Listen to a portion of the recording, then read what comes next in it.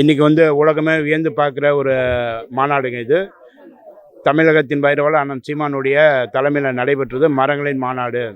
மரங்களை பற்றி என்ன, மரங்களுக்காக ஏற்படும் இழப்பு, மரங்கள் இல்லைன்னா இந்த பூமி என்ன ஆகும், மரங்கள் இருந்தால் என்ன ஆகுங்கிற விலாவரியாக இப்போ அண்ணன் சொல்லியிருக்காருங்க. நாங்கள் எல்லாம் கேட்டுட்டு அவருடைய என்ன சொல்கிறது, ஒரு ஆசிரியர் பாடம் நடத்தும் போது மாணவர்கள் எப்படி கேட்பாங்களோ அதே போல் நாங்கள் கேட்டிருக்கோங்க. விஜய் சீன்லைங்க, விஜய் அவர் எதுக்கு சீன்றாரு, அவருடைய கொள்கை கோட்பாடு அண்ணனுக்கு பிடிக்கல, அதனால் அதுக்கு தகுந்த மாதிரி இவரும் விஜயும் அண்ணனை கொஞ்சம் அப்படியே மறைமுகமாக தாக்கும்போது இவர் தாக்குதல் ஒன்றும் தப்பு கிடையாது. இது ஒன்றும் பெரிய விஷயமே கிடையாது. இதெல்லாம் அரசியலுக்காக செய்கிறது தானே. தேர்தல் நெருங்கிட்டே இருக்குது. அடி வாங்கிட்டே இருந்தோம்னா எத்தனை வாட்டி அவன் அடிக்க நாங்கள் குனிய நாங்கள் முட்டாளாகிடுவோம். எதிர்த்து ஒரு முறை அடித்தா தான் தெரியும் யார் என்ன.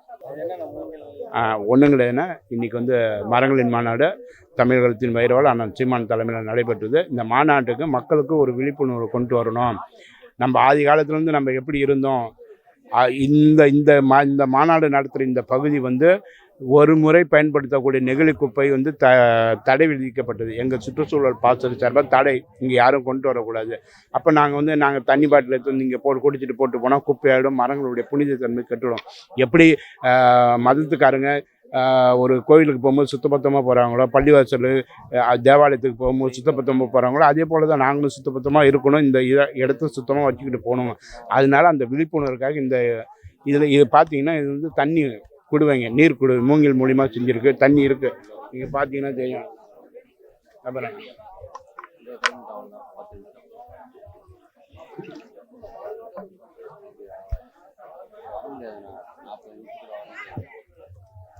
இது நீர் குடுவைங்க. இன்னைக்கு காலையிலேருந்து இதை வச்சுக்கிட்டு இந்த இடத்துக்கு என்னால் எந்த தூய்மையும் இல்லை, எந்த கெடுதலும் இல்லை அப்படிங்கிற உறுதித்தன்மையோட மகிழ்ச்சியோடு இதை விட்டு நாங்கள் கிளம்புறோம். நன்றி, வணக்கம். என் பேர் சி கதிர்காமன், மாநில துணை செயலாளர், சுற்றுச்சூழல் பாசறை, விருதாச்சலம். நன்றிங்க. விஜய் எங்க நாங்கள் சீன்றது, அவங்க எங்களை சீண்டாமல் தான் செய்யுது. என்ன நம்ம சீண்ட போகிறதில்ல, நமக்கு ஒரு ஆதங்கம் இருக்கும். என்னென்னா, நாங்கள் கட்சி ஆரம்பித்து இந்த 15 ஆண்டுகள் 10 ஆண்டுகளை கடந்து நிற்கும் போது ஒரு இளைய சமுதாயத்தை நம்ம மதத்தில் இருந்து, சாதியில் இருந்து, இந்த குடிப்பழக்கத்திலிருந்து, பல போதைகள்லேருந்து நம்ம திருப்பியிருக்கோம். 30 லட்சம் வாக்காளர்கள் இப்போ நாம் தமிழர் கட்சிக்கு வாக்கு செலுத்திருக்காங்க அப்படின்னா 30 லட்சமான தமிழர்கள் இருக்காங்கன்னு அர்த்தம். 30 லட்சம் பேர் அறிவுள்ள கூர்மையான சிந்தனை கொண்ட மனிதர்களாக நம்ம ஆக்கி வச்சிருக்குன்னு அர்த்தம். ஆனால் அதை கெடுக்கிற ஒட்டுமொத்த சக்தியாக ஒரு நடிகர் வராரு, அவர் பின்னாடி லட்சக்கணக்கான மக்கள் திரள்றாங்க. அவங்க எல்லாமே பைத்தியமாக இருக்கிறாங்க, ஒரு அடிப்படை சிந்தனை கூட இல்லாமல் இருக்கிறாங்க. அப்படின்னும் போது அது நமக்கு ஒரு ஆதங்கம் தானே. எதுலேருந்து என் மக்களை நம்ம திருப்பிக்கிட்டு வரமோ அதேலேயே அந்த மக்களை மூழ்கடிச்சு ஒரேடியாக முடிக்கிறதுக்கு ஒரு கட்சி ஆரம்பித்து அந்த கட்சியில் பல லட்சக்கணக்கான மக்கள் திரள்றாங்கன்னா, இப்போ நம்ம திட்டுறது சீன்றது பார்த்திங்கன்னா விஜயை திட்டுறதையோ, நம்ம ஏன் அந்த விமர்சனத்தை எடுத்து வைக்கிறோம்னா நம்ம மக்கள் மேலே இருக்க ஆதங்கம் தான். உங்களுக்கு ஏன் புரிய மாட்டேங்குது? ஆகச்சிறந்த கருத்துக்களை சொல்கிறோம். ஒவ்வொரு வார்த்தையும் பேசுகிறத படிச்சுட்டு வந்து தான் பேசுகிறோம். நீங்கள் எந்த கட்சியில் வேணாலும் நிம்மதியாக இருக்கலாம், ஆனால் நாம் தமிழ் கட்சியில் நீங்கள் பேச்சாளராகவோ கொள்கை பரப்பில் இருந்தீங்கன்னா உங்களால் நிம்மதியாக இருக்கவே முடியாது. ஏன்னா தினம் ஒரு புத்தகத்தை நீங்கள் படிக்க வேண்டியதாக இருக்கும். மேடையில் பேசும்போது சும்மா பேசிட முடியாது, ஒரு கருத்து செறிவு இருக்கணும். என்னதான் நகைச்சுவையாக பேசினாலும் அதுக்குள்ளே ஒரு கருத்து செறிவு இருக்கணும். நம்ம கொடுக்குற 10 நிமிஷமாக இருந்தாலும் அந்த 10 நிமிஷத்துக்குள்ளே மக்கள்கிட்ட என்ன கருத்தை சேர்க்க முடியுமோ அதை தான் நம்ம பார்க்க வேண்டியதாக இருக்கும். அவ்வளோ ஒரு கருத்து செறிவு இருக்கிற இந்த கட்சிக்குள்ளே அப்படி ஒரு மக்களை நம்ம உருவாக்கி சின்ன பிள்ளைகள், நாம் தமிழ் கட்சியில் நீங்கள் சின்ன பிள்ளையை கூப்பிட்டு நாம் தமிழ்ச்சியோட கொள்கை என்னன்னு கேட்டால் அந்த குழந்தை சொல்லும். இதே தாவைக்கால வளர்ந்த ஒரு ஆளை கூப்பிட்டு கேட்டாலும் அவன் சொல்ல மாட்டான். அப்போ ஆதங்கம் தான். இன்னும் நம்ம மக்கள் ஒரு அரசியல் விழிப்புணர்வு, அம்பேத்கர் சொல்கிற மாதிரி ஒரு அரசியல் விழிப்புணர்வற்ற ஒரு கூட்டமாக இது உருவாக்கிட்டு இருக்கு. அதுக்கு ஒரு தலைவன் ஒருத்தன் வரான் அப்படின்னும் போது அதுவும் அவங்களும் அதே அந்த பெரியாரெல்லாம் தூக்கிட்டு வராங்கன்னும் போது அந்த ஆதங்கம் தானே. அதனால் சொல்ல வேண்டியதான். ஏன்னா நம்ம ஒவ்வொரு விஷயங்களை சொல்லும் போது தான் மக்களுக்கு புரியும். ஓ, அப்போ அவர் சொல்கிறது தப்பு போல், நம்ம அவர் பின்னாடி நிற்கக்கூடாதுன்னு நம்ம மக்களுக்கு புரியும்ல, அதுக்காக சொல்கிறது தான். 2026 ஆட்சி அமைப்பார் சீமான்னா அதுக்காக தானே இவ்வளவு போராட்டமா? அதாவது மற்ற கட்சி ஆட்சி அமைக்கிறதுன்றது அவங்க திமுக ஆட்சி அமைக்குமா, அதிமுக ஆட்சி அமைக்குமா? ஆனால் நாம் தமிழர் கட்சி ஆட்சி அமைக்கிறதுன்றது ஒரு இனத்தின் விடுதலை மாதிரி. நாங்கள் எந்த அரசியலாகட்டும், பெண் விடுதலையாகட்டும், சமூக விடுதலையாகட்டும், சாதிய ரீதியான ஒடுக்குமுறையாகட்டும், எல்லாவற்றிலிருந்து என் மக்கள் விடுதலை பெறுறாங்க அன்றைக்கி நாம் தமிழ் கட்சி ஆட்சி அமைக்குதுன்னு அர்த்தம். 2024 நாங்கள் ஆட்சி அமைக்கிறோன்னா அப்போ என் இன மக்கள் அரசியல் விழிப்புணர்வு பெற்றுட்டாங்க, நாங்கள் விடுதலை அடைஞ்சிட்டோம்னு அர்த்தம். மரணமான பற்றி நினைக்கிறதுனா பெரிய விஷயம் என்னென்னா, எந்த கட்சி தலைவரும் செய்யாத நாம் தமிழ் கட்சி தலைவர் அண்ணன் சீமான் அவர்கள் செஞ்சுருக்காரு. இது ஒவ்வொரு மனிதனுக்காக நடந்த மாநாடு. இது மரம் இருந்தால் தான் மனிதன் வாழ முடியும். மனித வாழ்க்கைக்காக மரத்தை அழிச்சிட்ருக்காங்க. ஆனால் நம்ம நாம் தமிழ் கட்சி மூலமாக மரத்தை வளர்க்குறோம். மரத்தை வளர்த்தா தான் மனிதன் வாழ முடியும். அதனால் இந்த மரங்கள் மாநாடு மிக சிறப்பாக இருந்ததுக்காக நாங்கள் வாழ்த்து தெரிவிக்கிறோம். மிக சிறப்பு. அவர் பேசுகிற ஒவ்வொரு பேச்சுமே வந்து அவர் உள்ளத்திலிருந்து பேசுகிறாருன்னு தான் நினைக்கிறாங்க. சிறப்பாக பேசுகிறார் அண்ணன். அடுத்தபடியாக தண்ணீர் மாநாடு நடத்தப்படும் சொல்லியிருக்காரு. உலக மாநாடு நடத்த சொல்லியிருக்காரு. இந்த இப்போ நடந்த மாநாட்டில் நம்மளுடைய உறவு அனைவரும் அவங்க வீட்டில் கண்டிப்பாக மரம் வளர்த்துட்ருக்காங்க. ஏற்கனவே வளர்த்துட்ருக்காங்க. இன்னும் அதிகமாக மரங்கள் வளர்ப்பாங்க. ஒவ்வொரு மனிதனுக்கும் சுவாசிக்கிறதுக்கு 437 மரங்கள் தேவைப்படுது. ஆனால் இப்போ வந்து வெறும் 27 மரம் தான் இருக்குது. அதனால் மக்கள் வந்து பிறந்தநாள் கொண்டாடும் போது அந்த பிறந்தநாள் அன்றைக்கி செலவு பண்ணுற செலவுகளை தவிர்த்துட்டு பிறந்தநாள் அன்றைக்கி ஒவ்வொரு மரங்கள் நடத்தி வாட்டாலே சிறப்பாக இருக்கும். நன்றி. கண்டிப்பாக அமைப்பினாங்க. மக்கள் அதோட கண்டிப்பாக ஆட்சி அமைப்பினாங்க. மரங்களின் நாடார் முதல் முறையாக தமிழ்நாட்டிலே முதல் முறையாக பண்ணுறாங்க. ரொம்ப சிறப்பாக இருந்தது. இதுவரையிலும் சீமான் அண்ணன் மாரி பேசுறதுக்கு ஆள் இல்லை தமிழ்நாட்டில். ரொம்ப அருமையாக இருந்தது மாநாடு. இதுவரையிலும் மரத்தை பற்றி தான் பேசினார். மரங்களை எப்படி இருப்பாருன்னா காக்கணும், மலைகளை எப்படி காக்கணும், மண் வளம், எப்பவுமே அண்ணா அப்படி தான் பேசுவார். கரெக்டாக கிண்டல் பண்ணுற விமர்சனன்றது வந்துட்டே தான் இருக்கும். விமர்சனம் நம்ம உடச்சி தான் போயிட்டுருக்கோம். விமர்சனம் உடச்சி போயினா தான் நம்ம முன்னுக்கு போக முடியும். கண்டிப்பாக சீமானண்ணா தான் ஆட்சி அமைக்கணும் 2026. சிறப்பாக இருந்து அண்ணா நல்லபடியாக எல்லாமே ரொம்ப சிறப்பாக பண்ணார். ஒரு வீட்டுக்கு மரம் வளர்க்கணும், நம்ம எந்த நிலைமையில் இருக்கணுன்றத எடுத்து சொன்னார்.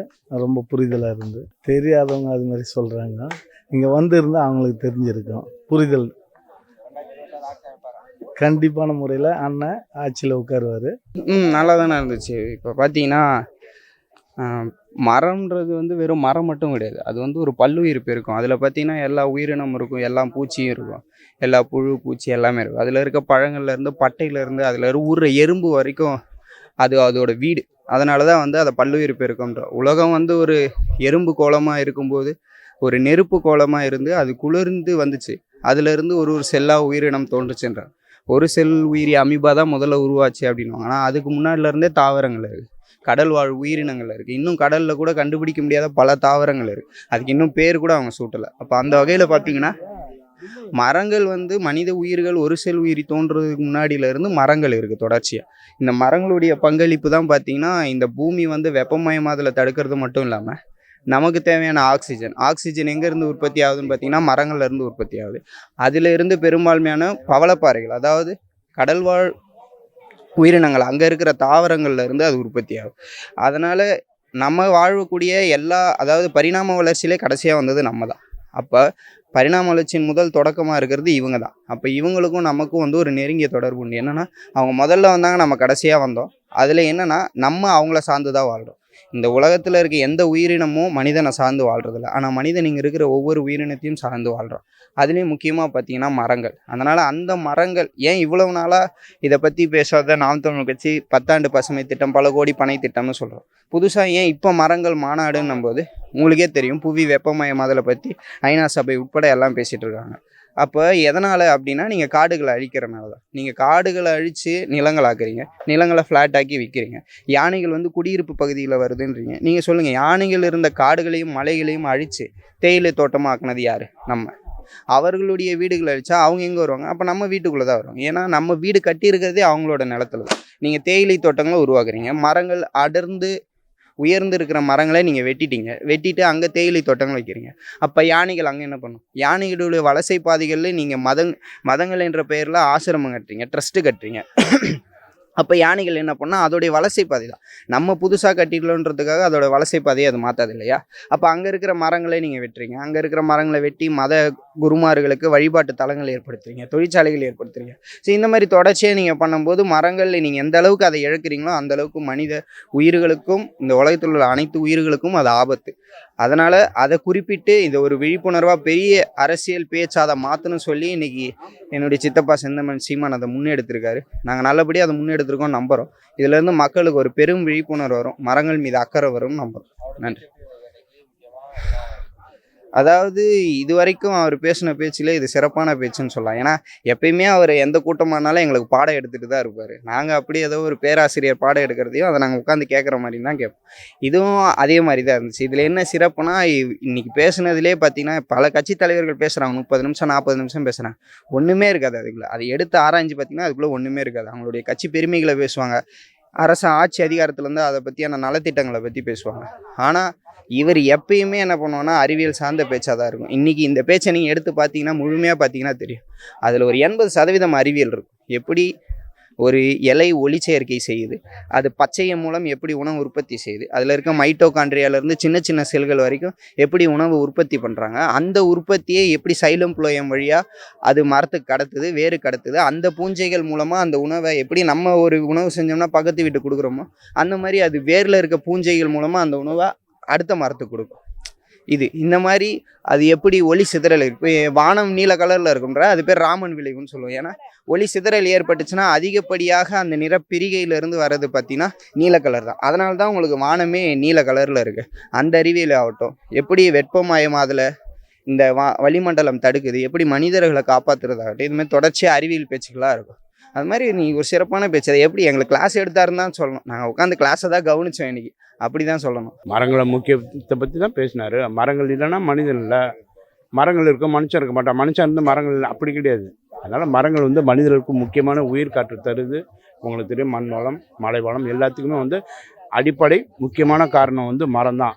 செல்வம் அப்படின்னு சொன்னால் நம்ம பணம் காசு நினைக்கிறோம். அந்த செல்வமே வந்து இந்த மரத்தின் மூலயமா தான் அந்த தாள்களை உருவாக்கக்கூடிய இதை வாத்தியார் மாதிரி நடத்தினார். எங்கள் வாத்தியார் மாதிரி அண்ணா சீமானு எங்களுக்கு எல்லாம் சொன்னார். ஓட்டு போடாமல் தாங்க இப்போ 36 லட்சம் ஓட்டு வாங்கி இப்போ 3வது பெரிய கட்சியாக இருக்கும். ஜெயிக்கலாம் ஜெயிப்போம், இன்றைக்கி இல்லைன்னா நாளைக்கு ஜெயிப்போம். நீங்கள் ஒரே முட்டை தின்னுடுவீங்களா? திங்க மாட்டீங்களா? கொஞ்சம் கொஞ்சமாக திம்பிங்க. உங்கள் வீட்டில் ஒரு குண்டா இட்லியாக வைக்கிறாங்க, 3 ஈடு வைக்கிறாங்க, 3 ஈடு ஒன்றே தின்ட்டுருவீங்களா? ஒன்று பகிர்ந்து கொடுப்பீங்க, இல்லை கொஞ்ச நேரம் வச்சு சாப்பிடுவீங்க. அதே போல் தான் இதுவும் உடனே வந்தோடனே ஒன்றும் பண்ண முடியாதுங்க.